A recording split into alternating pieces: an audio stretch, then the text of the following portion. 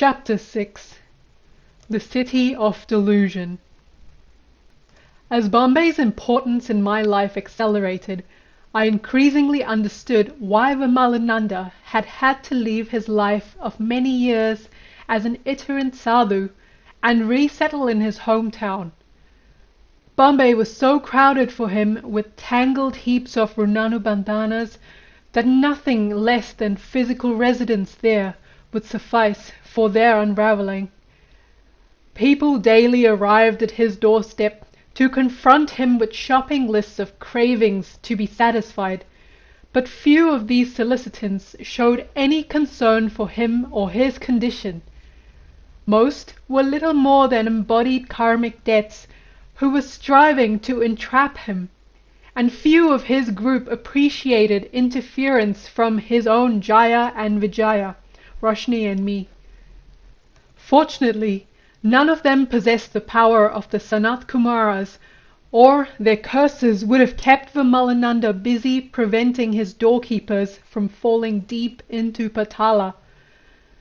Roshni's strategies and protocols may have differed from mine, but our ends were the same: to preserve as much as possible of Vimalananda's energy from being suckled from him by many of these smarmy vampires, and to keep conditions in the flat from going completely caliwampus.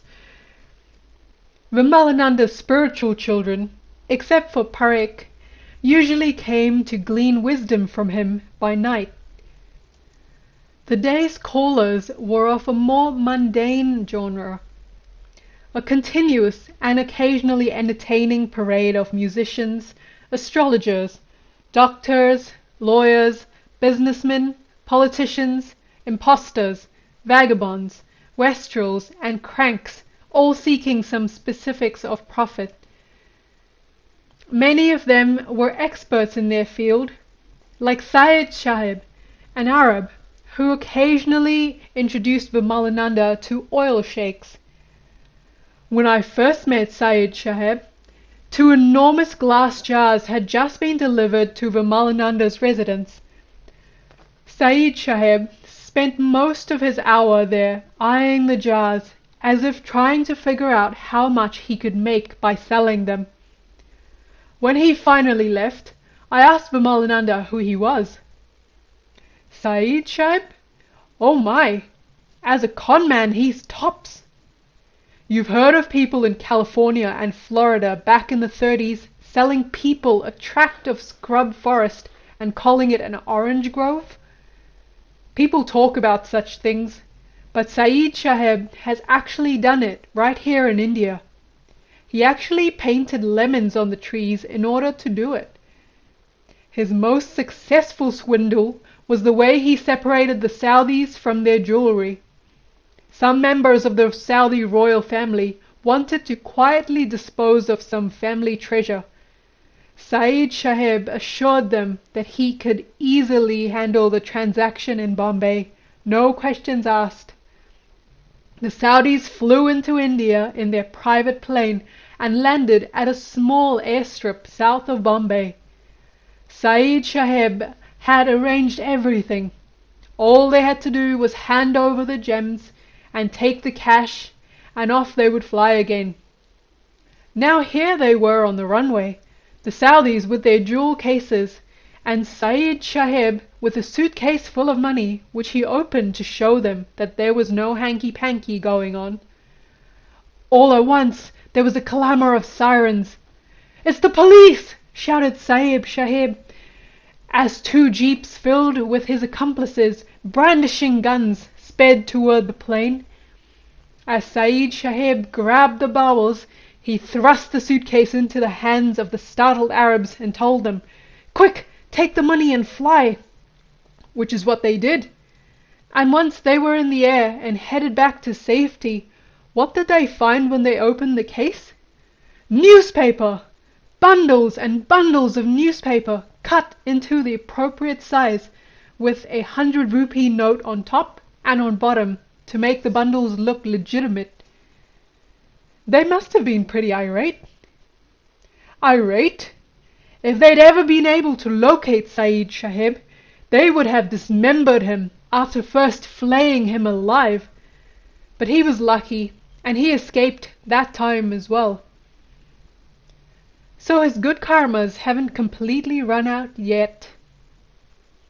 Not yet, and probably they would not, so long as he kept Vimalananda happy. Sayyid Sahib also pursued legitimate businesses. He always insisted on giving Vimalananda a cut of the money that he had made from a sheikh who had been impressed with Vimalananda's talents. A pattern developed. Sayyid Sahib would offer, and Vimalananda would demur. Then Sayyid Sahib would tarry until Vimalananda left the room for some reason, and would then hide a bundle of banknotes for us to find later, Easter egg-like. Another of Vimalananda's associates, Siddhi Sahib, used his restaurant as a cover for his various less-than-legal activities.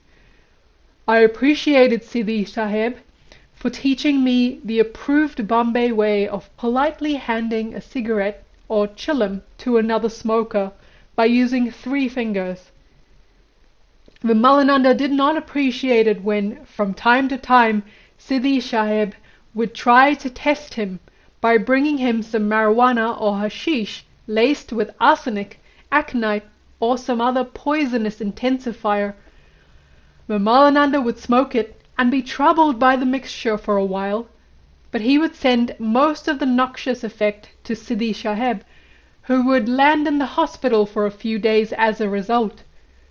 This would temporarily calm him down. Siddhi Sahib, who was a great worshipper of Shiva, built next to his restaurant a Shiva temple with a full-time priest to perform worship there. When the priest was discovered in flagranti delicto with a woman inside the temple, there was a hue and cry whose volume increased the next morning when the priest's dismembered body was found inside the shrine. Lord Shiva became angry at his fornication and punished him, was the explanation. It was rumored that when Siddhi Sahib would put out a contract on arrival, he would arrange to have the victim's corpse cooked into a curry, which he would then feed with due philanthropic fanfare to the widows and orphans of the community. The poor loved Siddhi Sahib, the police hated him, and his rivals feared him. To Roshni and me, he was just one more act in the ongoing Vimalananda circus. One performer in that extravaganza whom I found personally distasteful was Shantilal, the musician. Though he was a talented singer, his speaking voice was almost as obnoxious as his personality, which granted, through a pan-stained face that looked like nothing so much as a deteriorating jack-o'-lantern. I was easily peeved by the arrogance in his voice when he talked to me. It did nothing for my mood that every time he arrived, I was forced to go downstairs and fetch him a cup of specially prepared cardamom tea. I came to resent this service. When the ringmaster noticed my attitude, he quickly set me straight. "What are you so upset about?" Vimalananda asked me with some vexation. "Your Runanubandhana with Shantilal requires you to minister to him. You are merely paying him back. Is that such a big deal? Pay him back now and get it over with if you don't want to have to come back and take care of it later. Besides, he is an interesting case study. Think about him for a moment. He is a walking hospital. Right now his main problem is his arthritic knees. Modern medicine can give him relief for a few days, but within a couple of weeks he will relapse. Ayurveda would cure his problem permanently, but it would take at least 6 months, and he wants quick results. Now I am interested in helping Shantilal because I too have Runanubandhana with him. Forget past lifetimes. He helped me out at a very critical period in this lifetime.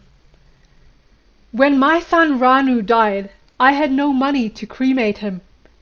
Shantilal had just been paid for some singing he had done, and when he saw how miserable I was, he gave me his whole paycheck. Only then I could burn my son.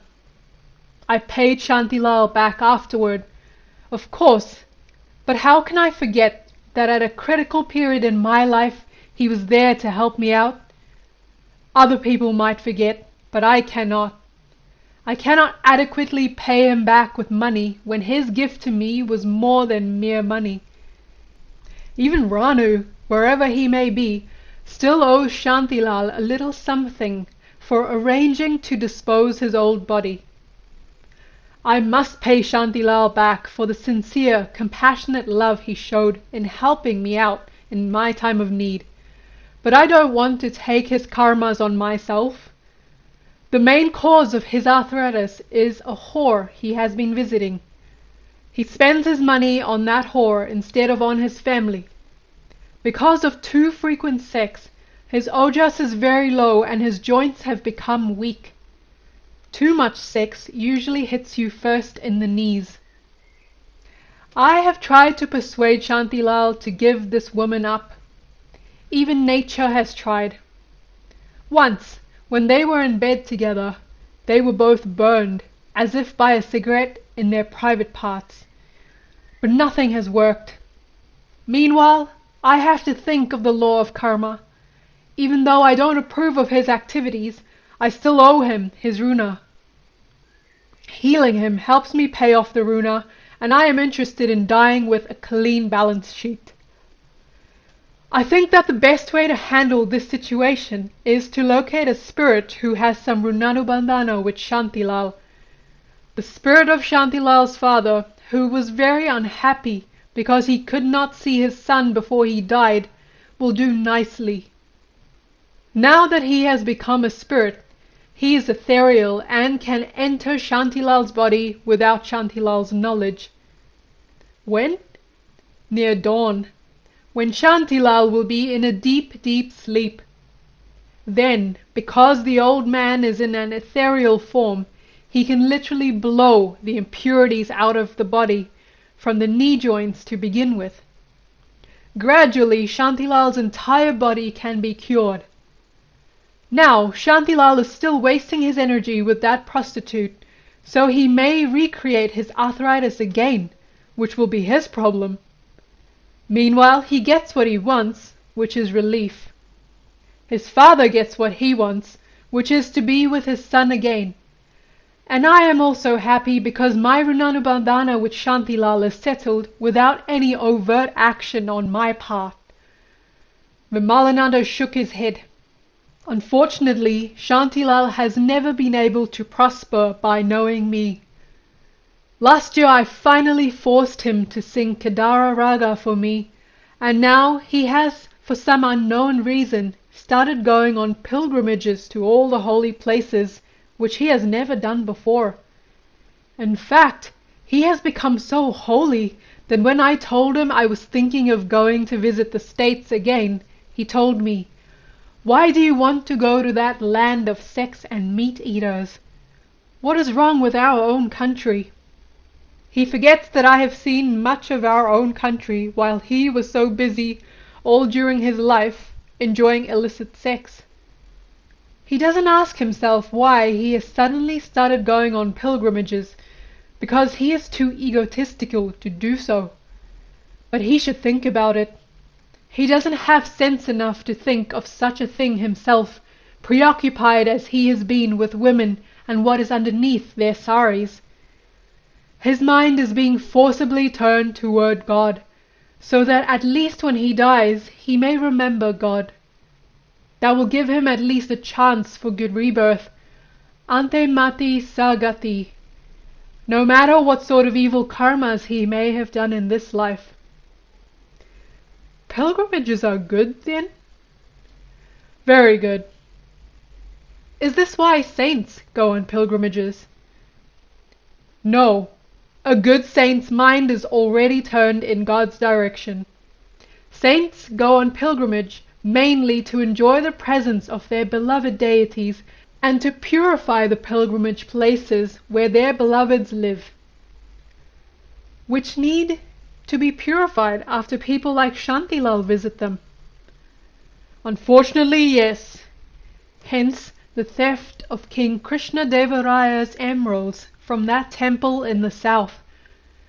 If I rarely welcomed Shantilal's advent, I was inevitably delighted when Chotu, one of Vimalananda's oldest friends, would present himself at the door. Once arrived, Chotu would roost with us for the day, ruminating over old times in Vimalananda's dairy and at his rock quarry. Like the day when Vimalananda nearly killed himself in a runaway truck, or the time when he was experimenting with explosives and accidentally sent a multi-ton rock scuttling through the air like a cannonball all the way to the next island. Roshni and Chotu used to be bridge partners when they played against Vimalananda and Mamrabahin. One day the two of them connived to stack the deck in such a way that they bid to make a little slam. Vimalananda, at first skeptical, became furious when they divulged their secret. Then he shuffled the cards himself and thumped them down on the table. He had Chotu cut the deck and Roshni deal, and as soon as he picked up his hand, he laid down a grand slam. Then he asked them how they liked it.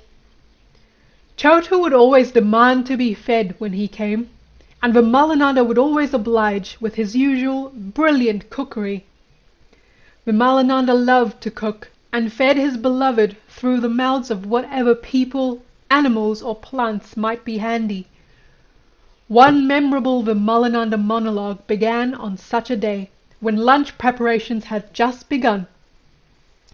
Vimalananda was just saying, "There is no escaping the law of karma. Your karmas may provide Dr. Shantilal Mehta, India's premier surgeon, to care for you, or they may give you Dr. Gomez," when Chotu began to cackle. "Dr. Gomez?" I inquired. "Dr. Gomez," explained Chotu, "was the manager of a rock quarry. He really handled the labor very well, but he was almost always drunk. Most of the time when the boss here would send me out to look for Gomez, I would find him lying senseless in the gutter. Having him as a manager was convenient because he would treat the workers for free. Every injection he would give them would develop into an injection abscess, so when we would see laborers walking around rubbing their arms, we would know that Gomez had been up to his tricks again." At this point the doorbell rang, and in flounced Miss Motibahin Bambani, touting as usual her multiple containers of home-cooked lunch. None of us cared for Motibahin, not even Vimalananda, but giving proper respect to the food also implied giving respect to the cook, and we were at least polite to her until she left. Then Vimalananda said, as he stared at her vegetables, "Who does she think she is trying to fool? She makes a big show of her devotional service, but we all know what is on her mind. She pretends that she is chaste, but you can see from her face that she is enjoying regular sex, probably with her friend, Mr. Jinwala." "With him?" I asked, unbelieving. "She must be 15 or 20 years younger than that old Parsee." "That is precisely my point. Do you think they are having an affair because she loves him truly? Forget it. She stays with him because he is so useful to her. She must have seduced him, probably after first feeding him to the gills, and now she has him dangling from her pubic hair. She thinks she can singularly entice me into bed with her, and then tow me around by my cock. She doesn't know that I have escaped from much worse traps than hers." He sighed. "I don't like to toot my own horn, but very few people with real spiritual credentials have ever been able to stay in Bombay for very long without being ruined. Even the best of sadhus have been affected, if only in a small way. And sadhus who have not perfected themselves are lost once they come here, completely lost. This is why I call Bombay Mohamai Nagari, meaning the city of delusion. Did you know that the very ground on which Bombay is built is cursed? You mean that blessings and curses can affect land and water as well? Yes, they can. In fact, tradition states that the entire Konkan, the whole southwest coastal strip of India, is cursed. Whole districts of eastern India are cursed. The Tapati River, which flows through Surat in Gujarat, is cursed.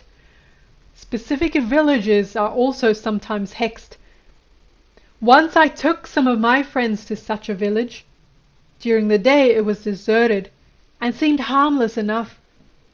As night fell, I drew a circle with a mantra around our group and warned them that I would not be responsible for what would happen to any one of them who dared to step out of the circle before daylight. That night, the spirits of the people who had lived there when the village was cursed came to harass us. They harassed us all night long, shouting, "Come one step outside, and we will make you just like we are." By morning my friends were thoroughly shaken, let me tell you. They forgot ever again to ask about the nature of spirits. In Bombay's case, the curse affects the minds of everyone who lives here. Part of the effect comes via Bombay's gravity, part from our drinking water, but quite a lot of it comes from our food. All the food that is grown and cooked in this area is affected by the curse. When people eat this food, they partake of the effects of the curse and fall prey to delusion. And this curse is separate from the faults of the food that are due to the avarice of the farmer, the middleman, or the merchant, the unthinking hurry of the cook, and the forgetfulness of the eater. Yes, and those faults just reinforce the curse. This curse presumably makes people like Miss Bhambani and Miss Mamrobahin worse than they normally would be. Naturally. It must disturb even the great Chotu, I said impishly, and Chotu bellowed in mock offense. Yes, even Chotu. Haven't you and your family also been affected by this curse? For 15 generations we escaped it and thrived in Bombay, thanks to the blessing that was given to our ancestor Seth Sagal Shah, and the protection that our own personal deities provided us. Our family traded with China and dealt in silk and silver. We made money fairly by adding fixed 10% of cost to the price of our goods as our profit. We were pretty well shielded from misery until my father's brother's mind was degraded by greed and our fortune disappeared. How did that happen? Well, as the eldest of 3 brothers, my father was head of their joint family. All went well until he inherited a great deal of tainted money from his father's brother, who had earned it through his legal practice. Shortly thereafter, one of my father's 2 brothers demanded the division of the loot. The case went all the way to the High Court, where millions of rupees were wasted in legal fees. Amazing! The money that came in from legal fees contaminated even the good money you were making from your business. Is this a matter of the one bad apple can soil a whole bushel rule? That's right. Bad money can easily contaminate good money. But still, if your family was protected, how could your uncle's mind have become subverted? He fell under the influence of his wife Putlibai, who was the daughter of a bookkeeper, an accountant. And what will an accountant think of other than accounts? She pestered him to get a full accounting of his share for so long that he was eventually led astray and estranged himself from his brothers. She was doing this mainly for herself, of course, not for him. She had not grown up with money and had no idea of how to live with it. Why, when the car came for her on her wedding day to take her to the wedding, she sat on its running board instead of inside it. She had never been in a car before. And what did she get for all her pains? She became notorious for being the destruction of the family fortune. How can I say notorious?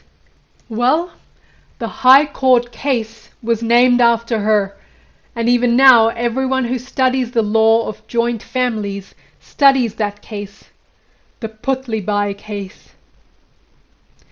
I still don't quite understand how your grandfather's mind became so disturbed that he permitted the wedding to occur.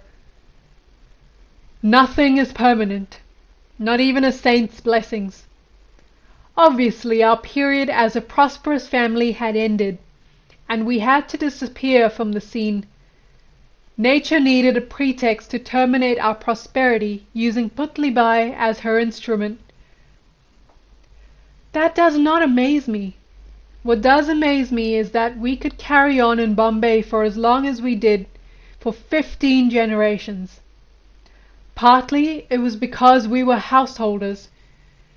It is easier to try to neutralize this kind of curse when you are a householder. But when you are a sadhu, the effects of such delusion are truly profound. If it is hard for you and me to avoid the negative influences of Bombay, you can imagine how hard it must be for someone who has renounced the world in pursuit of God. I personally know the truth of this story.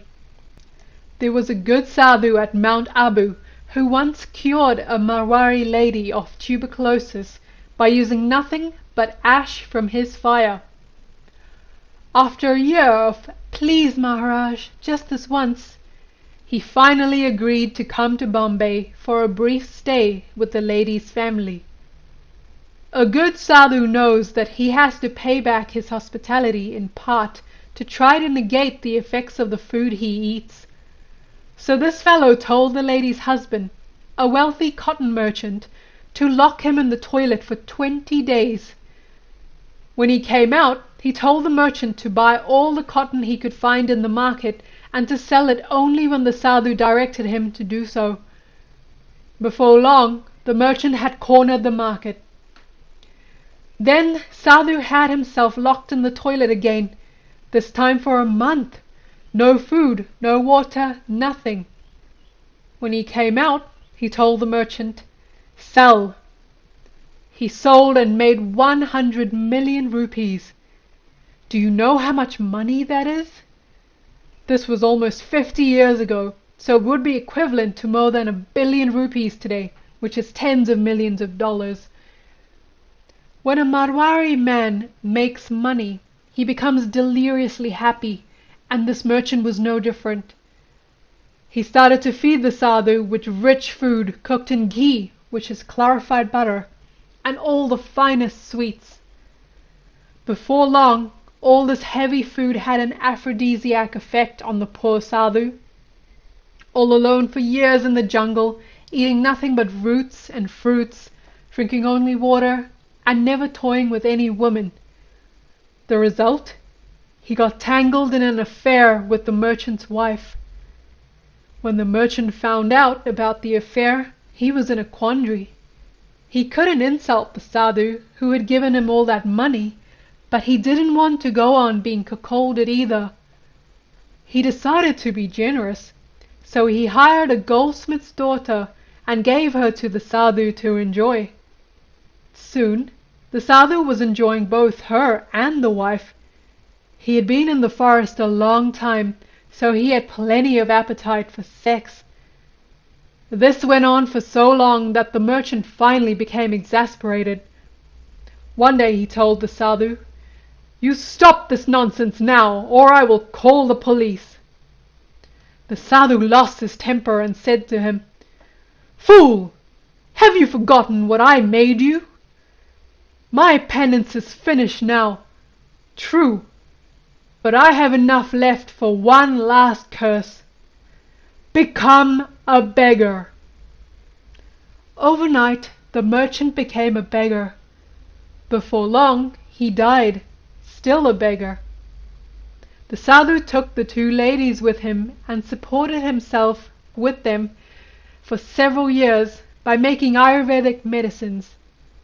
But he was completely ruined as a sadhu, all because he came to Bombay in Kali Yuga. So many sadhus have been ruined that way here in Bombay. Sadhus are easily fooled by devious people. This is partly due to action and reaction. A sadhu is trying to reach the heights, so there is always a tendency to plummet. But it is mainly because he has become unsophisticated. He has begun to act like a child or a dunce or a demon, and like an animal he can easily be ensnared by those who are still sophisticated, particularly when they start to feed him. If you think about these things long enough, you will eventually begin to wonder about eating. Wonder what? Wonder why humans and animals have to eat at all, if eating is such a dangerous business. Why shouldn't they live like plants and get all their nutrition from the sun? Well, I offered, other than the obvious scientific reason, which is that you cannot get enough energy from the sun fast enough to move around as much as animals move around, I don't know. If we did not eat, what would we do with the law of karma? Without karma and Runanubandhana, how would the play go on? They are essential parts of the world. Do you have any idea how thoroughly Runanubandhana permeates our lives? Look at this plant on the wall. Even it has Runanubandhana with me. When that Runanubandhana is finished, it will flake off, or I will get the idea to repaint it. Even the stones that make up the floor have a connection. How can you explain it except via the law of karma? Or think of a fly who is born and then dies within a few seconds. What sort of karma did it do to force it to take birth for such a short period, or even to take birth at all? It is all perfect when you consider Runanubandhana. And don't delude yourself to think that plants do not perform karmas. What do you think their roots are doing? While absorbing water, they may be annihilating so many millions of bacteria. Every living being is subject to the law of karma, except the man who has learned to do without food altogether, either from the upper mouth or from the lower mouth, the genitals. Such a being is a Vayu Aghori. He lives on air alone and gets his prana directly from the atmosphere and the sun. Until then, though, you have to eat, and eating is as much a karma as is collecting food to eat. So what is the answer? A certain sense of resigned despair at the puissance of the law of karma flitted through my mind. To begin with, always try to eat with people who owe you food, karmically. To pay back a debt of money is very, very easy. Such a runa is quickly dispensed with.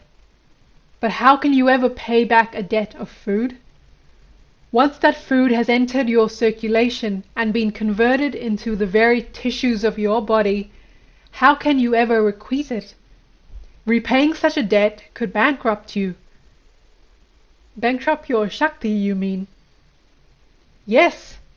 This is one of the reasons that a good sadhu will never take food from anyone on a regular basis if he can avoid it. This is also the reason I try to avoid eating other people's food. Except Moti Bahins. This is my point. If I have a Runanubandhana with her that will be best fulfilled by eating her food, then that's what I need to do. A sensible person who cannot avoid eating will take food only from those who have appropriate Runanubandhanas with him.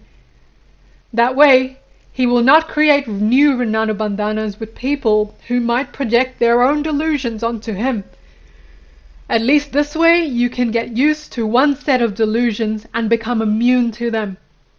And besides, do I encourage Motibayan to bring her food over here? No. Correct. I prefer to eat my own food, which I cook whenever I am in the mood to do so. Home-cooked food is always better for anyone, which is why Bombay has all the dabbawalas. The dabbawalas are men who bring hot, home-cooked lunches to hundreds of thousands of workers in Bombay every day. You can look at the dabbawalas if you want proof that it is not impossible to live in Bombay without scuttling yourself. It just requires some effort, and the dabbawalas are willing to make the effort. They have never gone on strike and have never been known to molest any of the ladies whom they collect lunches from. And why not? Because they are devotees of Vitala. They spend all of their spare time worshipping him. When their minds are full of Vitala, how can any base thought disturb them? One reason I like to stay with Roshni is because I like to eat Roshni's food when I'm not in the mood to cook. Roshni's food is tasty and does not disturb my mind. Why? Because she is serious about her sadhana. She repeats her mantra while she cooks, which gives the food a beautiful spiritual vibration. Also, she feeds me out of love and not because she wants to extract something from me, as most people do.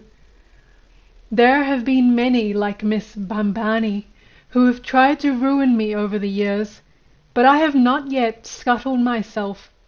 I was born in Bombay. I know the ropes. But why then, I interrupted, do you continue to live in Bombay, when staying here means you have to cope with this curse and all the other problems? Ah, my boy, that is the law of karma, Vimalananda replied sadly, his gaze drifting momentarily off into the distance. I have my karmic debts to pay off.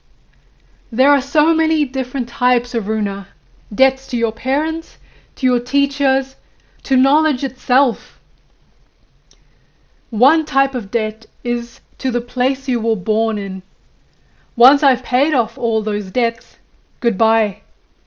But until then, I have to remain. When your foot is trapped underneath a stone, you don't pull it out abruptly.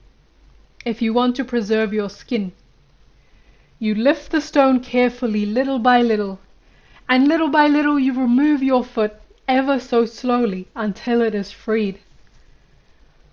What about the people who come along and try to step on the stone while you are trying to remove your foot?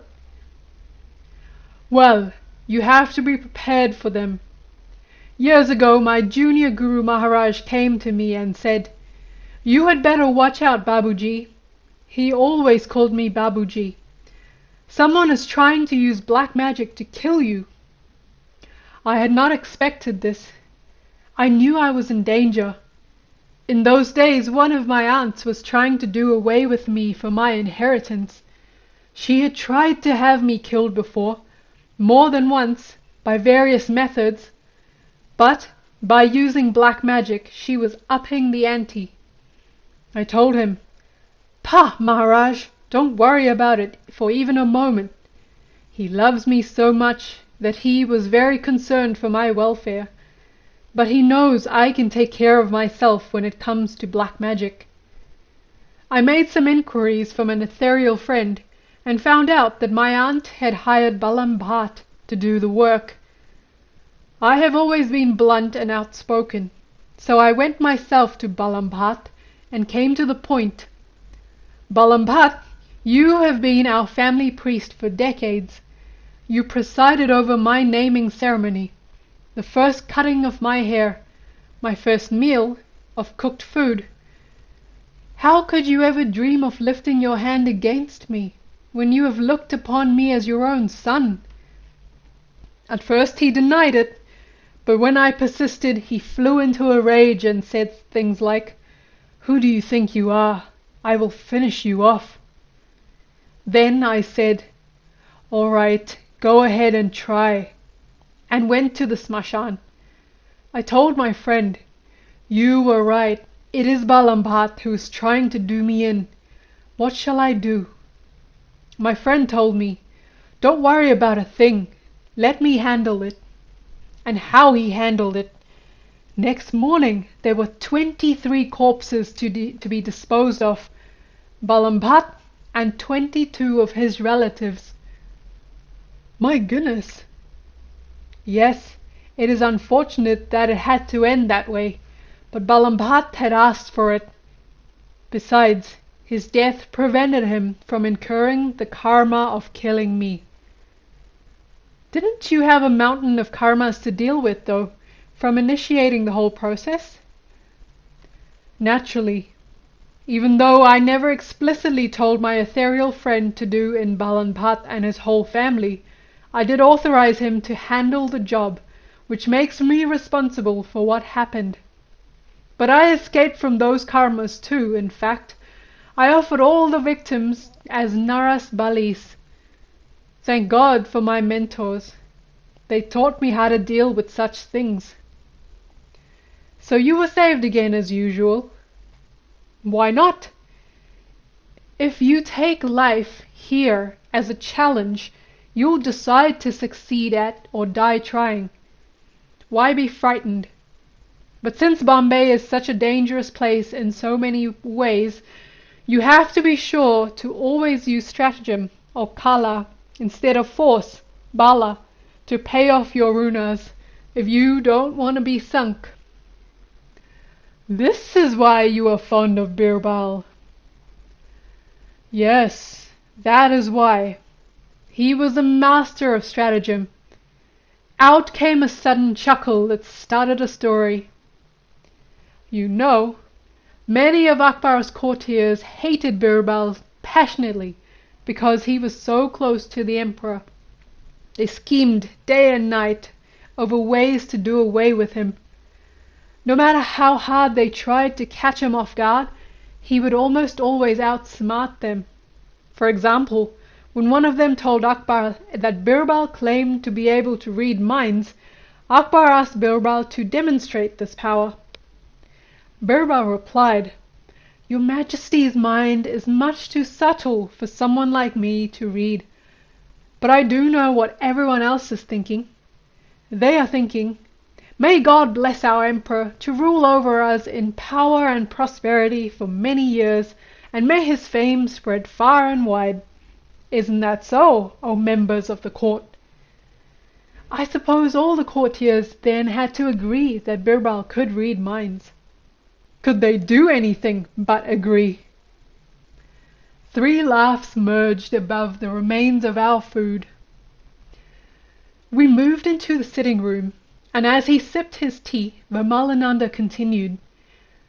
Another time, they thought they had a foolproof plan. It required an accomplice, so they recruited the royal Baba with the help of a huge sum of money. A few days later, while he was shaving the sovereign, the Baba slyly said, "You are enjoying yourself in such luxury here, my liege. Don't you ever wonder how your father must be passing his days in heaven?" "What a fool you are," said the emperor. "How do you think I would be able to inquire about my father's status in heaven?" "I know a magician, great one, who can send anyone to heaven while still alive to check up on our dead ancestors." Akbar stroked his mustache thoughtfully, then said to the Baba, "Make the necessary arrangements, and send someone immediately to bring news of my father." "I will do so immediately, master," said the Baba. "But we must send an important and experienced person on this errand, someone who will know just how to act in heaven and how to find your father." Said Akbar. "Who do you have in mind?" "Why, Prince Birbal, O refuge of the world," replied the wily Baba. "Birbal?" boomed the king. "Why Birbal?" No one in the world is as clever or wise as is Birbal, your Majesty, offered the Barber. Who else will be fit ambassador from your court to the court of heaven? Said Akbar. All right, we will send Birbal. But just exactly how do you plan to do this? What we will do, your worship, said the Barber hastily, sensing success, is to put Birbal into a special house built in the smashan. Then we will set the house on fire. Because of the powerful mantras this great sage will recite, the fire will not kill Birbal. Instead, it will take him straight to heaven, alive and unhurt. I have been there myself on a visit more than once. It sounds like the Barber was embellishing the script. He was probably salivating over the bonus he had been promised if the scheme actually worked. Did Akbar believe any of this? No, he knew what sort of a man this Barber was. Wasn't he concerned, though, that Birbal might not be able to escape and would be burned alive? He was probably concerned, but he also knew Birbal could take care of himself. Besides, he wanted to teach all his jealous ministers a good lesson, and he enjoyed keeping Birbal on his toes. Birbal arrived at court the next day to find a rude surprise awaiting him, for Akbar ordered him to get ready to go to heaven straight away. When he heard the details of his mission, Birbal immediately recognized the nature of the trap and knew who had set it. He thought for a moment and then said, "Your Majesty, when I am ready to go to hell for you, going to heaven will be a pleasure. But if I am to go, I will need quite a lot of money to make my preparations." "You may have as much money as you need," the Emperor assured him. "Also, I will need time to make arrangements with my family before my departure," said Birbal. "How long will you need?" asked Akbar. 3 months, replied Birbal, and this period was granted to him. Now Birbal had some breathing time. He gave the money to his wife as insurance, just in case he should fail to escape. Then he set out to save himself. He began by planning out a tunnel from his house to the smashan. All night long he would dig to extend the tunnel, and each day he would work in the smashan, preparing the hut he would need for his voyage. Birbal finished the hut and the tunnel just a few days before the end of his 3-month grace period, and on the appointed day he called on the Emperor and declared that he was ready to go. He was then taken in a gala procession to the site and entered the hut, which was just atop the tunnel. The pyre was then lit, and the fake saint began to chant ostentatiously. Birbal had cleverly selected the greenest wood that he could find, so that it did not take long for a mammoth cloud of smoke to accumulate. Under the cover of his smoke, he crept off through the tunnel to his own house, taking care to fill in the mouth of the tunnel as he went. He waited there silently in hiding for 3 months, without cutting his hair or beard. In fact, he was gone so long that Akbar was worried that he was actually gone for good. Well, Akbar had put him in mortal danger, so it served him right, didn't it? Yes, I'm sure Birbal deliberately prolonged his stay in hiding, just to rub some salt in the wound. When Birbal did return to the court after those 3 months of hiding, he made a sudden dramatic appearance. Akbar embraced him in ecstasies and said, "How are you, my dear friend? How was your trip, and how is heaven?" "It was a long, dangerous trip, your Majesty, but somehow I managed it, and made it back here to give you a report." "Don't keep me in suspense, Birbal. Tell me how my saintly father is doing. said Akbar loudly, playing to the gallery. "Oh, he is very well, my lord. All is fine in heaven." And Birbal went on and on, describing the glories of the angels and the luxuries of the blessed. Then he concluded with, "But there is one thing." "What is it?" said the emperor anxiously, while all the courtiers showed their great concern. "Well," said Birbal, "your father gets everything he wants. Good food, elegant clothes, beautiful women, all the comforts. He is sad about only one little thing." "What is it?" said Akbar impatiently. "He told me not to bother anyone about it," said Birbal, stretching out the suspense. "But now that we have found a way to reach heaven," said the emperor, "we can send anything to him from here." And all the courtiers nodded in agreement. "Well," said Birbal, your papa said that he gets everything he asks for in paradise, except for a good shave." "What?" asked Akbar amazedly. "Has no dead Baba reached heaven yet?" "No, sire," said Birbal. "None so far." I had to interrupt. What an insult to Babas! Well, Birbal really wanted to make the Baba twist in the wind. He said, "Look at my appearance, Lord. Wouldn't I have shown myself to you clean-shaven if I could have located a Baba? I even had trouble recognizing your father. His hair and beard were so long. He sends you his blessings, and he did request you, if it was no trouble." "What request? Tell me immediately!" Akbar thundered. "Your father asked you to send him a good barber if you can spare one." "But of course," said the emperor grandly. "In fact, let us send this noble barber of ours. It is he who showed us how to reach heaven, where he visited more than once, and he deserves to return there now." And that was the end of the barber. Did Akbar really have him burnt alive? It is hard to say. Some versions of the story say that the Baba was burned.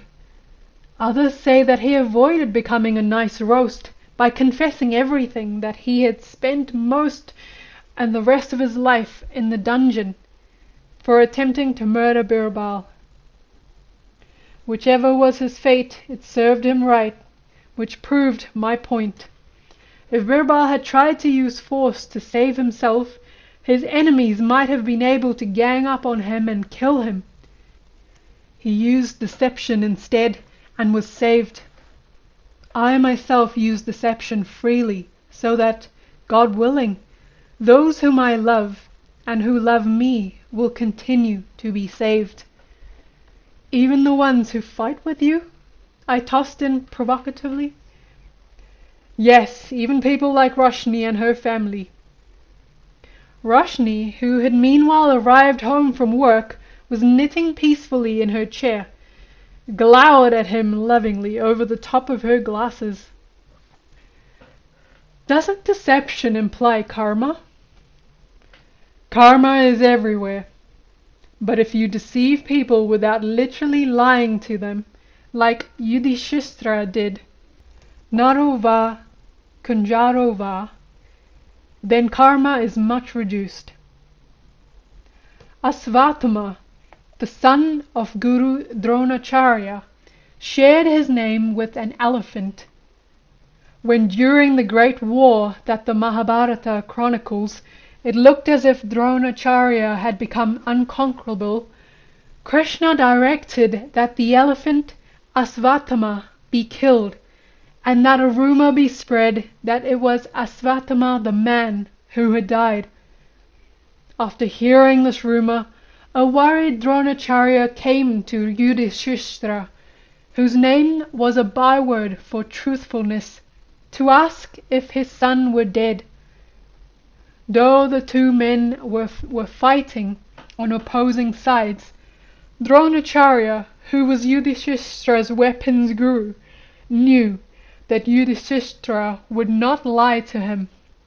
Indeed, Yudhishthira loudly replied to Dronacharya, "Asvatthama is dead." Then, following Krishna's instructions, he added in a whisper, "Naro va kunjaro va," meaning either the man or the elephant.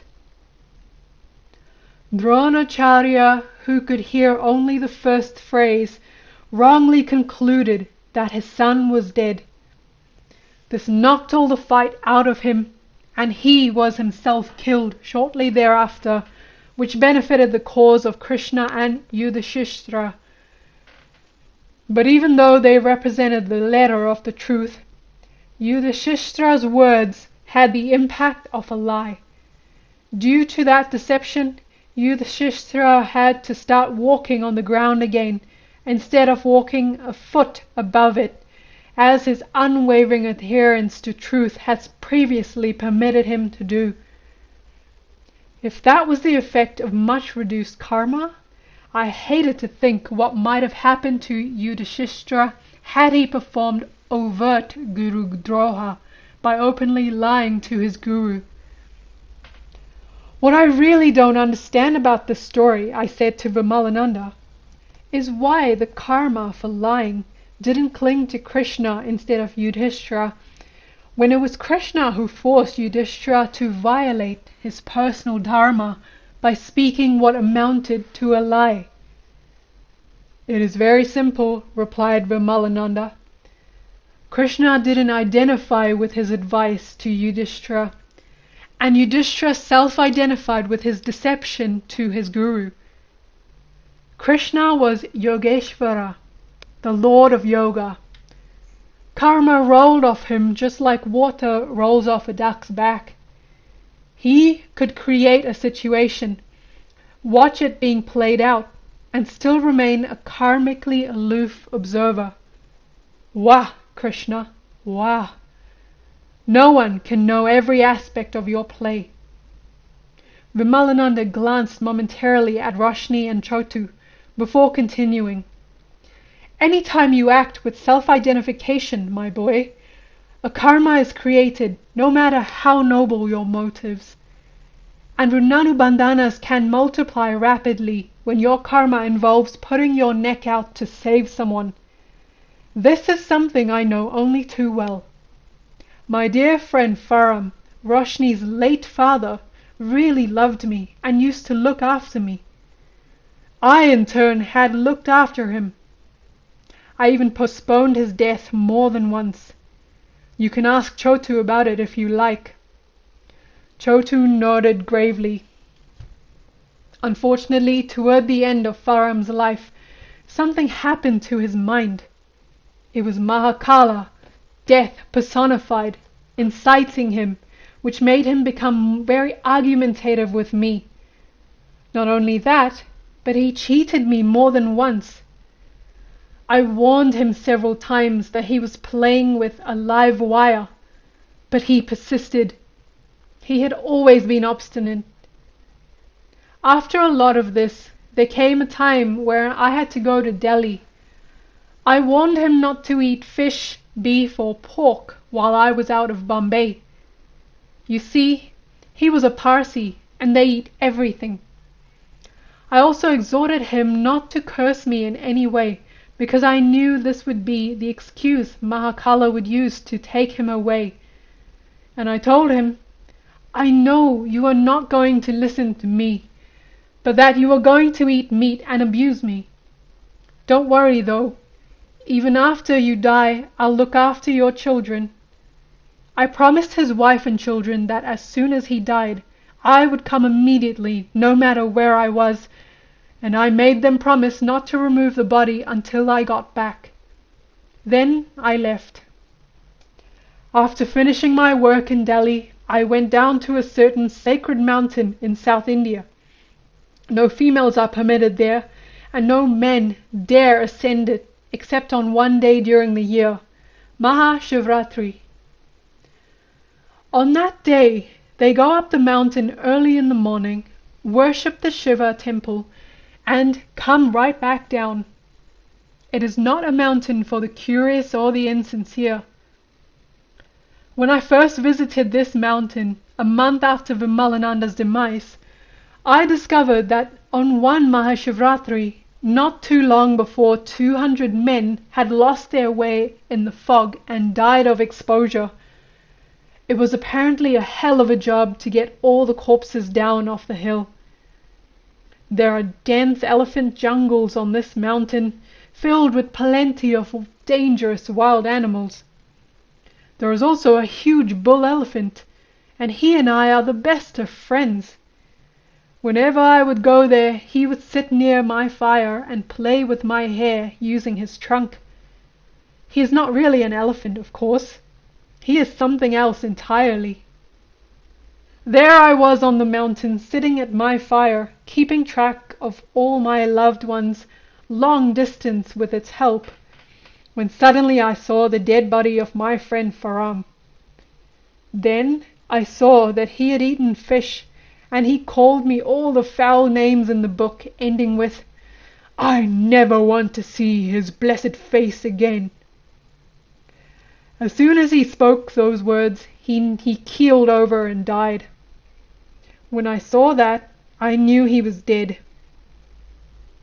You didn't wonder if the vision was true? The fire never lies.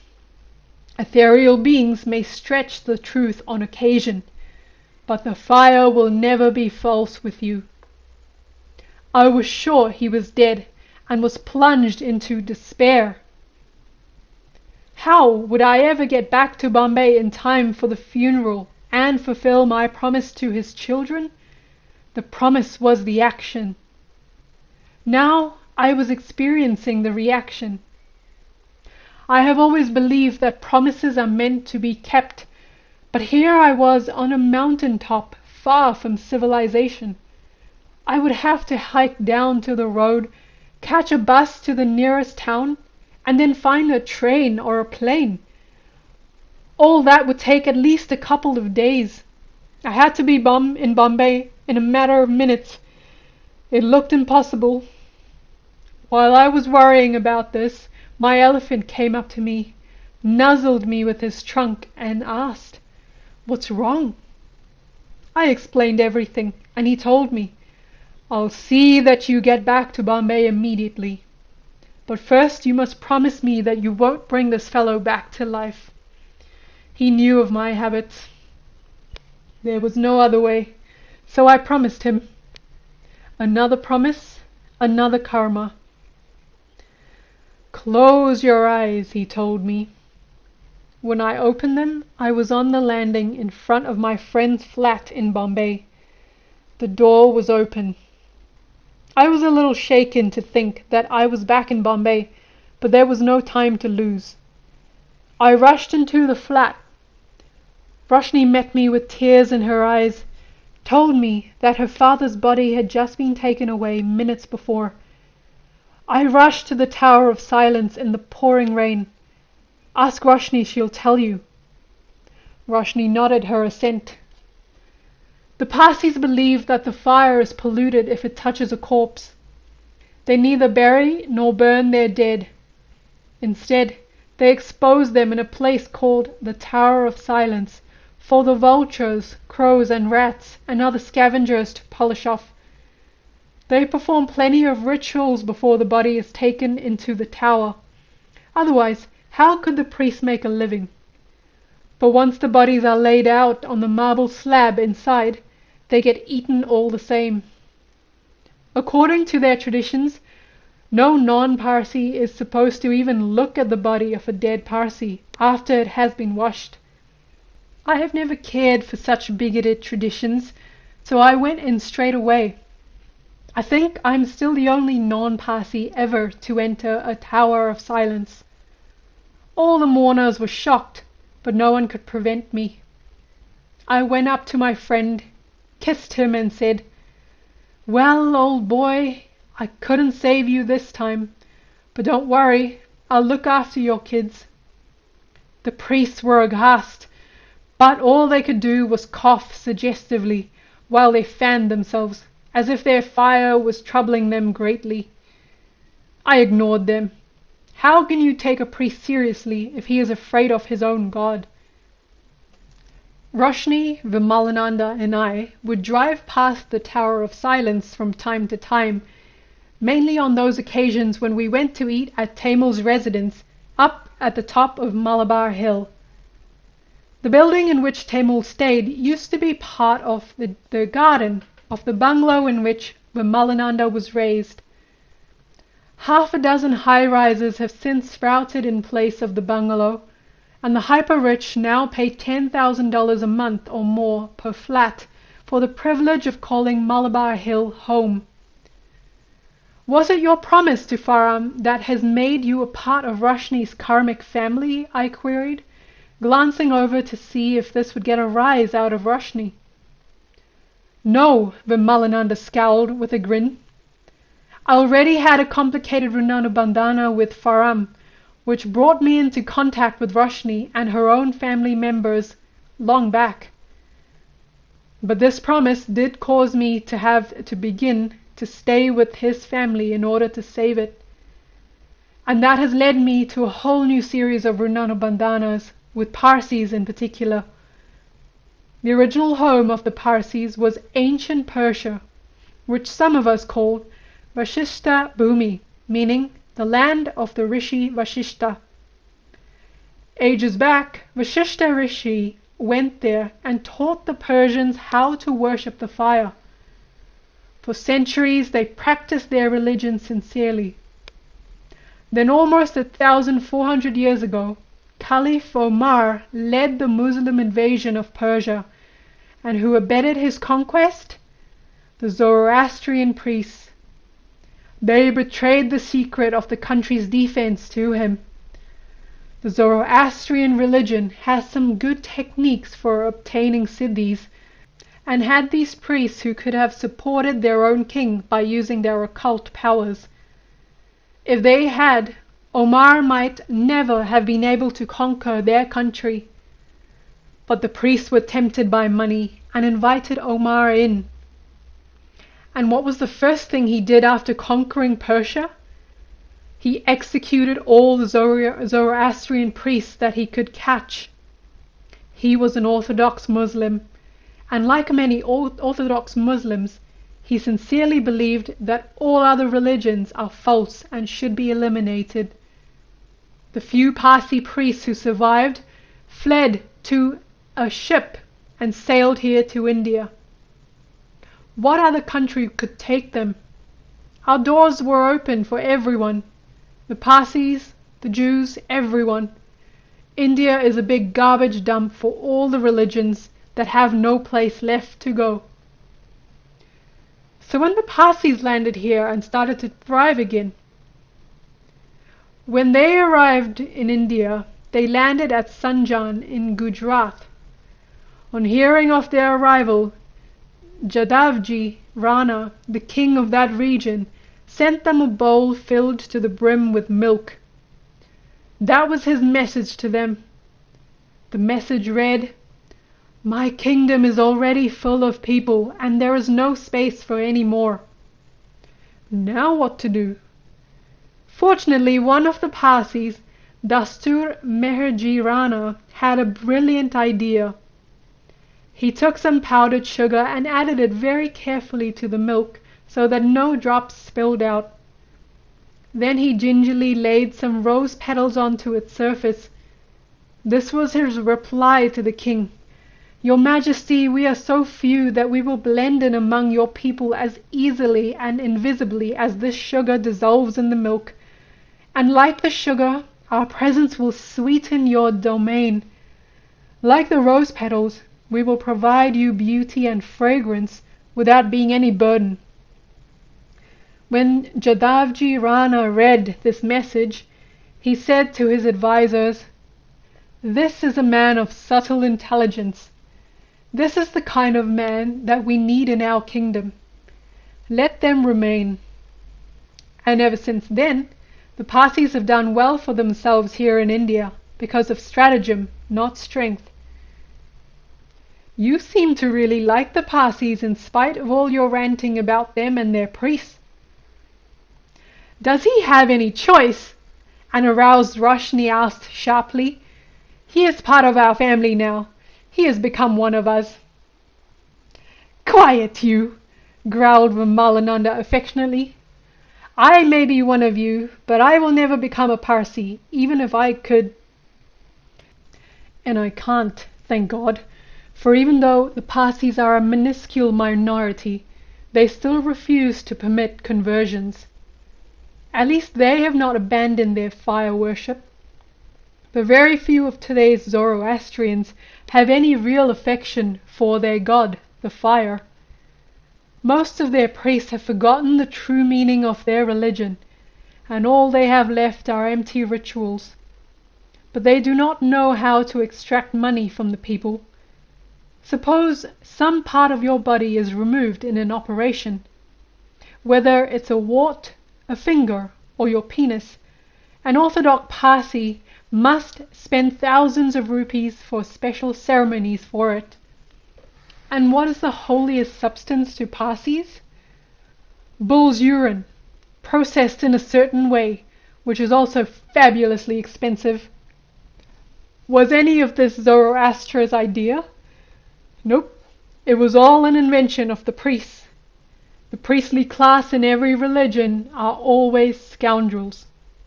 If Zarathustra's religion had been despoiled by its priests, hasn't Hinduism also been distorted by some of its priests?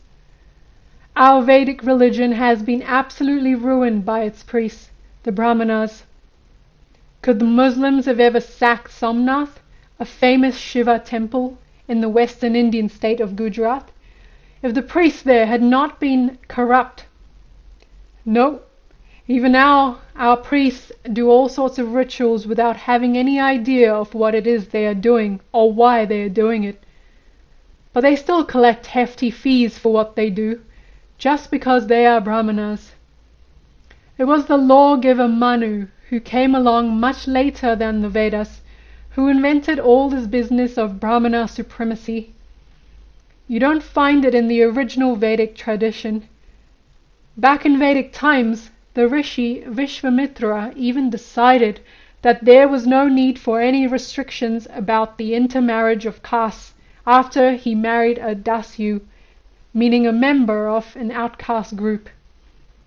Vashishta Rishi opposed him in the beginning, but eventually had to go along. Why? Vishvamitra was born a Kshatriya and had been a king before he became a rishi. His motto was, "Succeed or die trying." Vashishta was a Brahmana, and Brahmanas always believe in going with the times, because they are beggars. If they don't give allegiance to a king, how will they be fed? It was the same principle that led the Zoroastrian priests to try to strike terms with Omar. Even now the Parsees will support whoever is in power. First Jadavji Rana, then the British, and now the Indian government. They are opportunists, just like our Brahmanas. Vashishta, who was a rishi, cared nothing for money, fame, or any other such worldly prize, but he did understand that discretion is the better part of valor. He followed Vishvamitra's lead, and eventually he became the guru of a group of dasyus, the Zoroastrians. You don't have much value for Brahmanas, do you? Haven't they done any good at all? I draw a distinction between the real Brahmana and the Brahmana by birth. Listen to this Sanskrit shloka, meaning verse. By birth, everyone is a Shudra, meaning one who performs laborious work. By samskaras, you become a Dvija, meaning a twice-born. By learning, you become a Vipra, meaning one who shakes with ecstasy. And by knowing the absolute reality of the Brahman, you become a Brahmana. I bow down again and again to those true Brahmanas, the knowers of the Absolute. It is they who have made India a spiritual powerhouse. But you don't seem to care much for Adi, the original Shankaracharya. Although the original Shankaracharya was a famous philosopher and evangelist of Vedanta, he was still only a jnani, meaning knower of reality. He was not a vijnani, a siddha. Although he was a great man, he did commit some blunders. Everyone makes mistakes. Yes, but everyone does not set out to change the world. At first, Shankaracharya was afraid of Ma. He preached that Shakti was to be rejected, and only Shaktiman, the controller of Shakti, the Absolute, was to be worshipped. He somehow forgot that it is utterly impossible for Shaktiman to exist without Shakti. Ma had to teach him some hard lessons in Kashmir and Mithila. Remember the Mandan Mishra episode? Before he could realize this? What happened in Kashmir? When Shankaracharya went to Mithila to challenge the knowledgeable Mandan Mishra to a debate, he was on the point of winning when Mandan Mishra's wife insisted that Shankaracharya debate her as well. She began to speak on sex, a subject about which the celibate since birth Shankaracharya knew nothing. He had to plead for a recess to learn about it. Leaving his physical body in a cave, he used his astral body to reanimate the physical body of a deceased king. He then used that body to learn all about sex with the willing help of the women in that king's harem, who thought their liege had risen from the dead. After he had collected enough knowledge, Shankaracharya departed the old king's body, rehabited his own, and returned to Mithila to complete Mandan Mishra's defeat. But Mandan Mishra's wife got the last laugh when she reminded Shankaracharya that he had taken a vow of celibacy. Because he taught that only consciousness is real, it was his consciousness that had taken that vow. But in order to win the debate, he had enjoyed sex with his consciousness, albeit in another body. Thus he had broken his vow. Well, Shankaracharya was touring around in Kashmir, preaching his doctrine of non-duality and saying all sorts of wrong things about Shakti. Now, Kashmir is a stronghold of Tantra, one of Ma's chief haunts. The very word Kashmir is a corruption of the Sanskrit Kishra Bhavani, Ma's milk, which is the snow that falls there.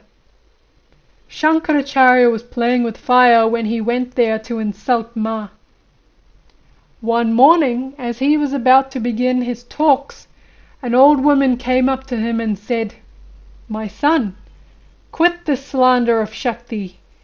Were you not born from a woman?" When he started to preach to her, she disappeared.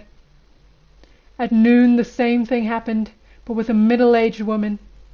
He ignored her too. In the evening, a young woman came to him.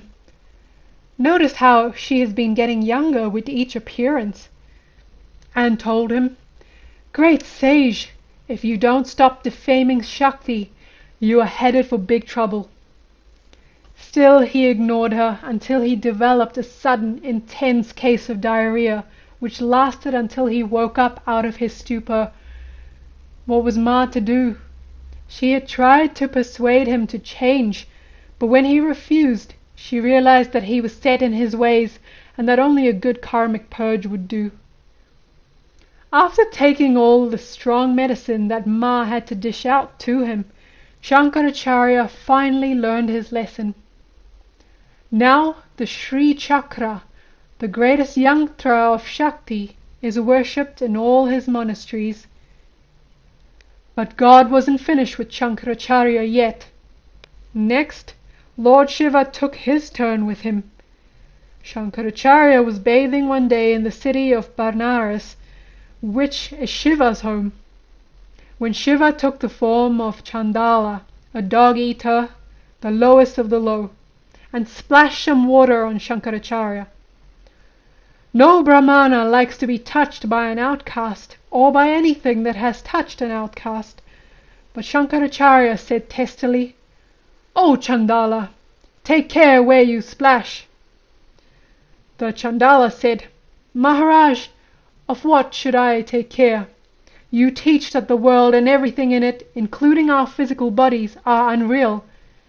The touch of that water on your flesh must therefore be equally unreal." Shankaracharya was momentarily taken aback by this answer, and then he recovered and said, "I was speaking not of your body, but of your samskaras." To this the Chandala replied, "If my samskaras reside in my body, how can they be any more real than it is?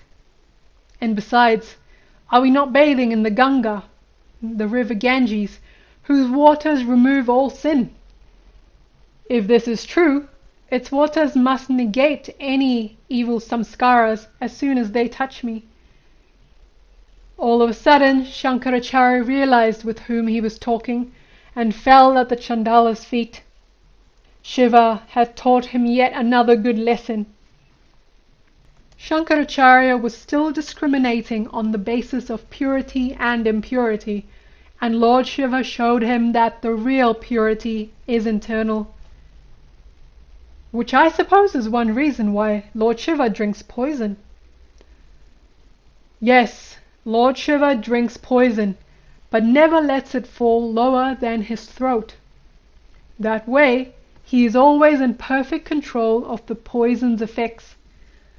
Lord Shiva is called Nilakanta, meaning blue throat, because all the poison he has consumed has turned his throat blue.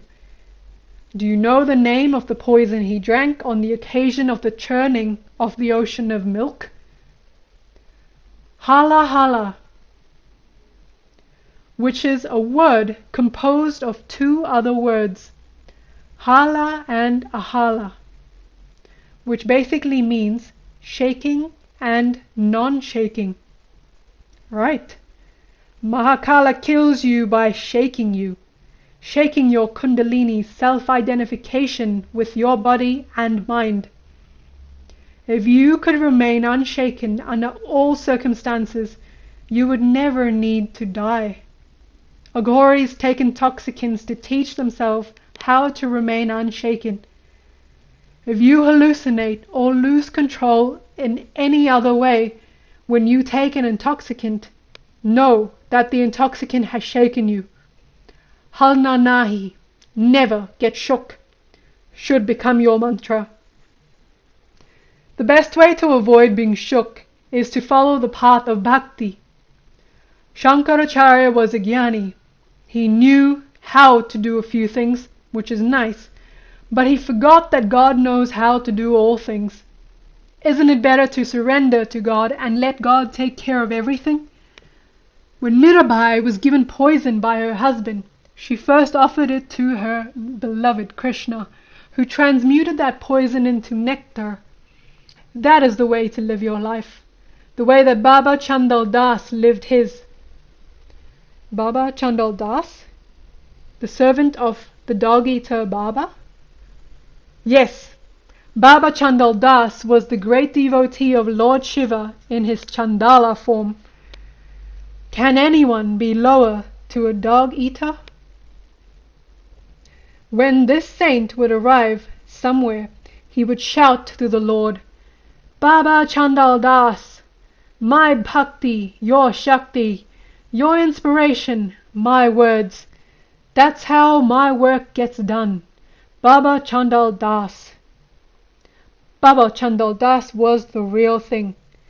But Shankaracharya was not Baba Chandal Das, and only learned a little from what Lord Shiva, as Chandala, could have taught him. Shankaracharya's fundamental error was to spend his life moving about in India defeating people in debate. How so? He taught Brahman, Sat, Jagan, Mithya. The absolute is true, the relative is false. But if the relative is false, and you are debating in the relative, you are just raising falsehoods to defeat falsehoods. What is the use in that? Moreover, if he taught that there is only one reality of which everyone is a part of, then who is he debating? Can the one debate with the other? Well, no. But at least Shankaracharya wrote a number of beautiful hymns, like Saundarya Lahari and Bhaja Govindam. Yes, he wrote beautifully, and I appreciate his work, but was he fully aware of the implications of what he wrote? Take just one example he wrote. Bad sons are sometimes born, but there is no such thing as a bad mother. Esoterically, this is quite true. Reverse Atma, meaning soul, and you get Mata, meaning mother. The Atma, or soul, never leaves the body as long as it is alive.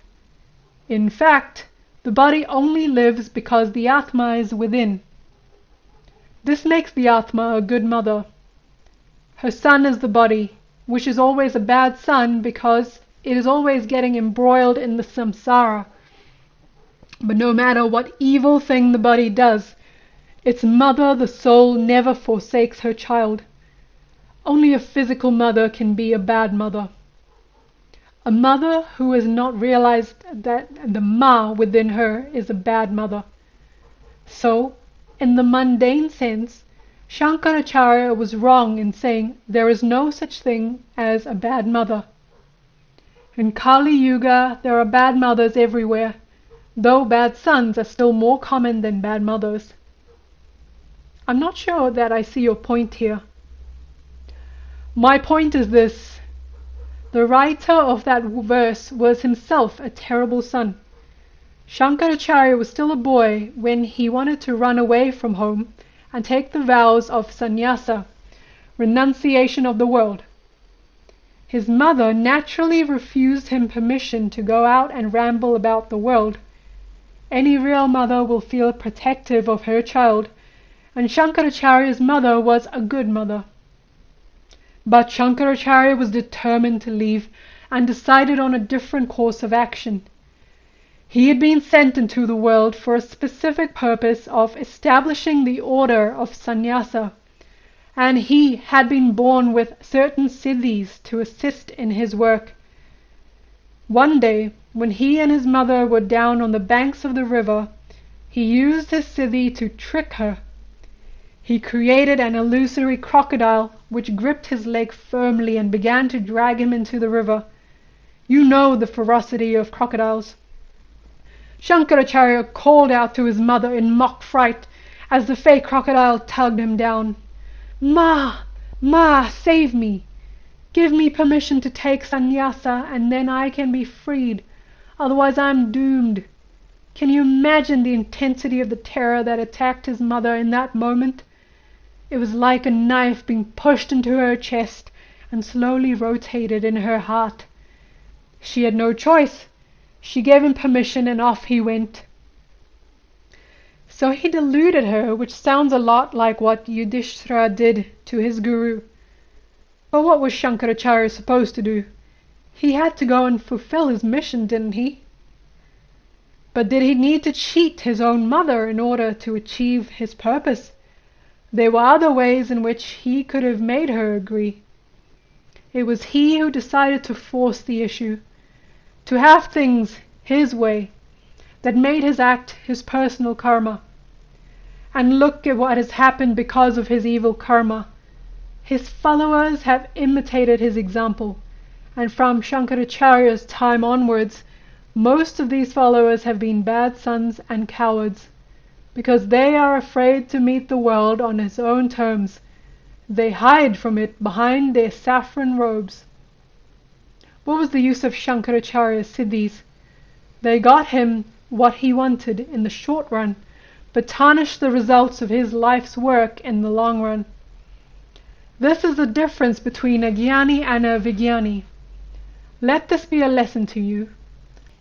Unless you are very, very cautious, the use of siddhis may have consequences that can persist for centuries or even millennia. Dusk was falling as Harsh Bhai appeared at the door to end our afternoon of private audience.